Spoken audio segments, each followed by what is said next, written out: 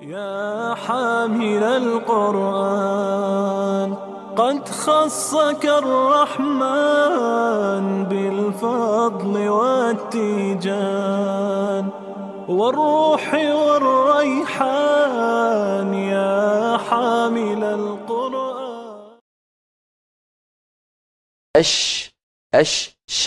شاكرا شكورا شيء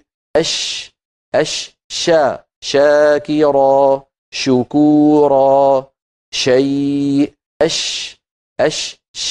شاكرا شكورا شيء شاكرا شكورا شيء شاكرا شكورا شيء شاكرا شكورا شيء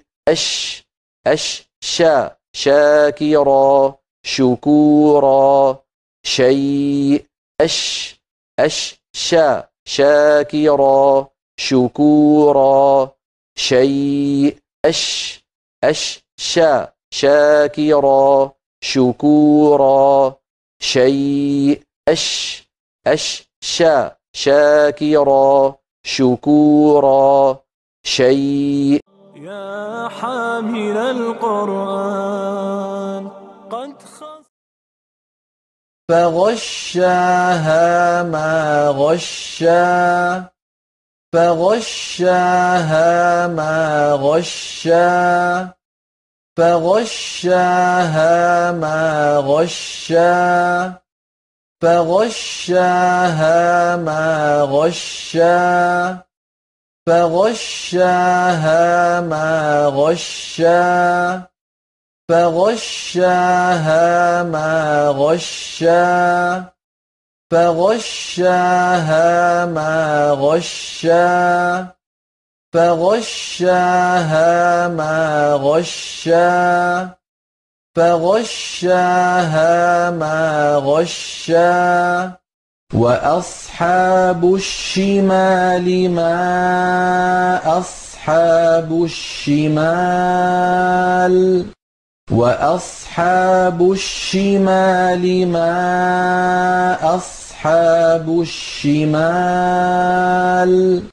وأصحاب الشمال ما أصحاب الشمال وأصحاب الشمال ما أصحاب الشمال وأصحاب الشمال ما أصحاب الشمال فما تنفعهم شفاعة الشافعين فما تنفعهم شفاعة الشافعين فما تنفعهم شفاعة الشافعين فما تنفعهم شفاعة الشافعين فما تنفعهم شفاعة الشافعين فما تنفعهم شفاعة الشافعين وأصحاب المشأمة ما أصحاب المشأمة وأصحاب المشأمة ما أصحاب المشأمة وأصحاب المشأمة ما أصحاب المشأمة وأصحاب المشأمة ما أصحاب المشأمة وأصحاب المشأمة ما أصحاب المشأمة وأصحاب المشأمة ما أصحاب المشأمة وأصحاب المشأمة ما أصحاب المشأمة.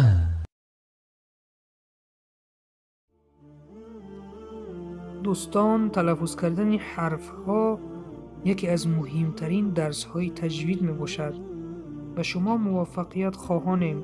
خداوند به شما آسان گرداند. منتظر درس های آینده باشید.